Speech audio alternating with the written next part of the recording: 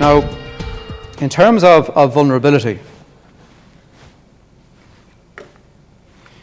like as with Abe Lincoln's statement, right? Certain things stand the test of time.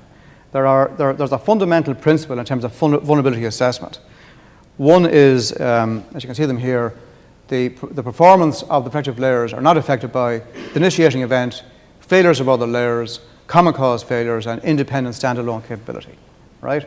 Now, for example, if I want to steal your information, why would I go through your defenses? If, for example, I could send a fella in to snoop around, probably a cleaner or a security guard, and tell me, what kind of photocopier have they outside the CEO's office? Why would I ask that question? I'd ask that question because chances are it's a photocopier that will photocopy both sides of a sheet of paper. Isn't that right?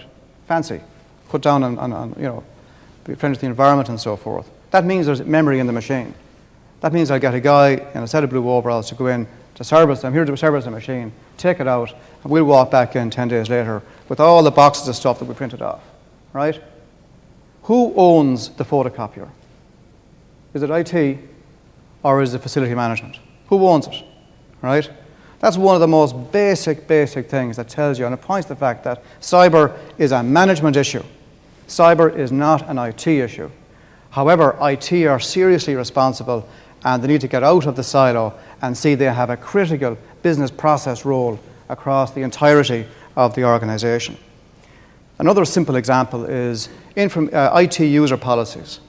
We've got 3 buckets of activity in RMI. The one that's busiest at the moment, as you can imagine, is financial investigation, fraud, all that kind of carry on, right? But one of the first things we look for is the IT user policy. Beautiful documents, 9 times out of 10, a great bit of paper. But what's the problem? It's not communicated to anybody, right?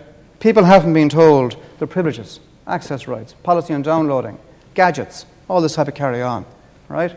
So if we're doing an investigation, we find, we can get to the information. However, because these guys haven't been told what's theirs and what's not theirs, and the company's rights with regard to its own information, we can only regard that. When it comes sitting down with the lawyers, it's only got an intelligence value. It's got no evidential value.